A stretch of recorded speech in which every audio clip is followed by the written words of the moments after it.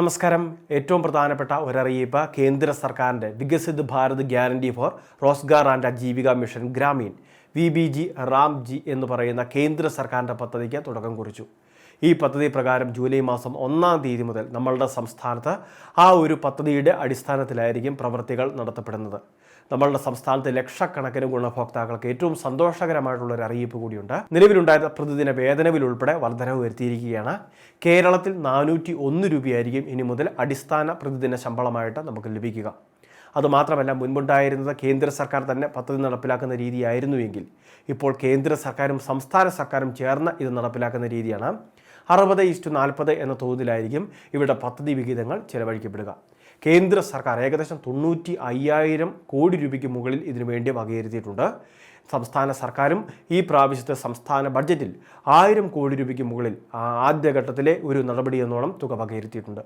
അപ്പോൾ ഈ തുക വിനിയോഗിച്ചായിരിക്കും നമ്മളുടെ സംസ്ഥാനത്തെ പ്രവർത്തികൾ നടത്തപ്പെടുന്നത്. ഇനി അത് മാത്രമല്ല, പഴയ മഹാത്മാഗാന്ധി ദേശീയ ഗ്രാമീണ തൊഴിലുറപ്പ് പദ്ധതിക്ക് പകരമായിട്ടാണ് പുതിയ പദ്ധതി ആവിഷ്കരിക്കുന്നത്.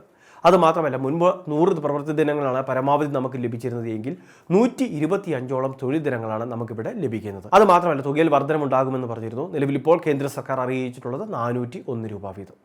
ഇനി ഇത് മാത്രമല്ല, പ്രത്യേക കാർഷിക സീസണുകളിലൊക്കെ 60 ദിവസത്തേക്ക് പദ്ധതി നിർത്തിവെക്കുന്നത് ഉൾപ്പെടെയുള്ള കാര്യങ്ങളും ഇതിൻ്റെ ഭാഗമായിട്ടുണ്ട്.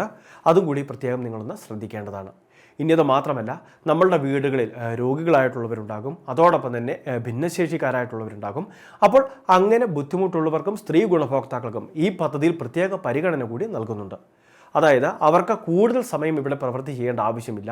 പക്ഷേ അവർക്കും 401 രൂപയോളം തന്നെ ഈ ഒരു പ്രതിദിന ശമ്പളം കൈപ്പറ്റുന്നതിനുള്ള അർഹത ഈ പദ്ധതി വഴി ഉണ്ടായിരിക്കുകയും ചെയ്യും. ഭിന്നശേഷിക്കാരെയും അതോടൊപ്പം തന്നെ നിലവിൽ രോഗികളെയൊക്കെ സംബന്ധിച്ചിടത്തോളം അവർക്ക് സാധിക്കുന്ന രീതിയിൽ പ്രവൃത്തികളിൽ ഏർപ്പെട്ടാൽ മതിയാകും. അത് കേന്ദ്ര സംസ്ഥാന സർക്കാർ ഒരു നിശ്ചിത തോത് അതിനുവേണ്ടി തീരുമാനിക്കും. അതനുസരിച്ച് മാത്രം പ്രവൃത്തികൾ ചെയ്താൽ മതി. കൂടുതൽ കഠിനമായിട്ടുള്ള ജോലികളിൽ ഏർപ്പെടാതെ തന്നെ അവർക്ക് കേന്ദ്ര സംസ്ഥാന സർക്കാരിൻ്റെ പ്രതിദിന വേതനം കൈപ്പറ്റുന്നതിന് അർഹത ഉണ്ടായിരിക്കും. ഇവർക്കും റോസ്ഗാർ ഗ്യാരണ്ടി കാർഡുകൾ നൽകും. നിലവിൽ ഇപ്പോൾ മഹാത്മാഗാന്ധി ദേശീയ ഗ്രാമീണ തൊഴിലുറപ്പ് പദ്ധതിയിൽ ഉണ്ടായിരുന്നവർക്ക് ഒരു തൊഴിൽ കാർഡുണ്ട്. ഇനി അതിന് പകരമായിട്ട് റോസ്ഗാർ ഗ്യാരണ്ടി കാർഡുകൾ നൽകും. KYC ചെയ്തിട്ടുള്ള മഹാത്മാഗാന്ധി ദേശീയ ഗ്രാമീണ തൊഴിലുറപ്പ് പദ്ധതിയിലെ അംഗങ്ങൾ ഈ പുതിയ പദ്ധതിയിലേക്ക് ഓട്ടോമാറ്റിക്കായിട്ട് ചേർക്കപ്പെടുകയാണ് ചെയ്യുന്നത്. അവർ പുതുതായിട്ട് ഇതിലേക്ക് അപേക്ഷകൾ കൊടുക്കേണ്ട ആവശ്യമില്ല.